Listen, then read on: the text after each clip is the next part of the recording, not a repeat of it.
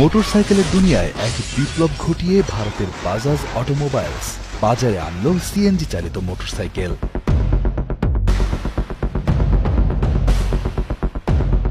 শুধুমাত্র গ্যাস দিয়েই নয়, প্রয়োজনে তেলেও চালানো যাবে বাজাজের অত্যাধুনিক এই বাইক।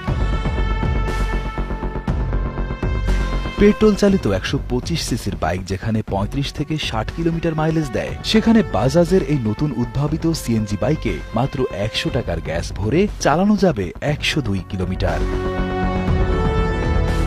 অত্যাধুনিক লুকের বিশেষ এই বাইকের নাম দেওয়া হয়েছে বাজাজ ফ্রিডম। ফ্রিডমের ইঞ্জিন ডিজাইন করা হয়েছে বিশেষভাবে, যাতে সিএনজি বা পেট্রোল উভয় জ্বালানিতেই তার সর্বোচ্চ মাইলেজ দিতে পারে।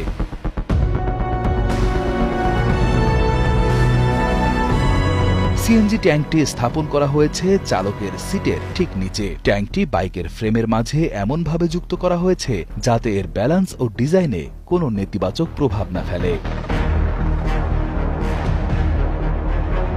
গ্যাস চালিত বাইক হলেও বাজাজ ফ্রিডমের ইঞ্জিন সাউন্ড পুরোপুরি তেল চালিত বাইকের মতোই।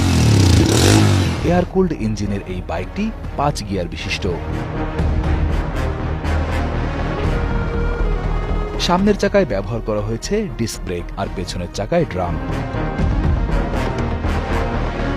মনো সাসপেনশনের এই বাইকটির সিট বেশ লম্বা, তাই অনায়াসেই একাধিক ব্যক্তি চড়তে পারবে বাজাজ ফ্রিডমে। স্টাইলিশ এই বাইকটির আনুমানিক ওজন 120 কেজি।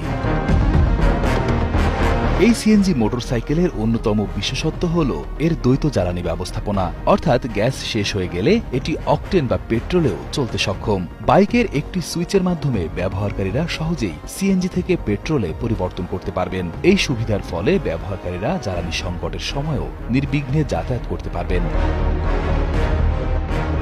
ভারতের বাজারে বাজাজের সিএনজি চালিত বাইক ফ্রিডমের দাম ধরা হয়েছে 95,000 রুপি। আমাদের পরিচিত বাজাজ ডিসকভার 125 সিসির বাইক ভারতীয় বাজারে যেখানে মাত্র 60 থেকে 65,000 টাকায় পাওয়া যায়, সেখানে গ্যাস চালিত নতুন বাইক ফ্রিডমের দাম কিছুটা বেশি হলেও দীর্ঘমেয়াদে জ্বালানি খরচ সাশ্রয়ের মাধ্যমে এটি ব্যবহারকারীদের জন্য লাভজনক হয়ে উঠবে বলেও আশা করা যায়। বাংলাদেশে ইতোমধ্যে কিছু ব্যবহারকারী তাদের মোটরসাইকেলগুলোকে সিএনজিতে কনভার্ট করে নিচ্ছেন। এসব কনভার্সন সাধারণত স্থানীয় মেকানিকদের মাধ্যমে করা হয় এবং এতে নিরাপত্তা ও কার্যকারিতার বেশ কিছু ঝুঁকি থাকে।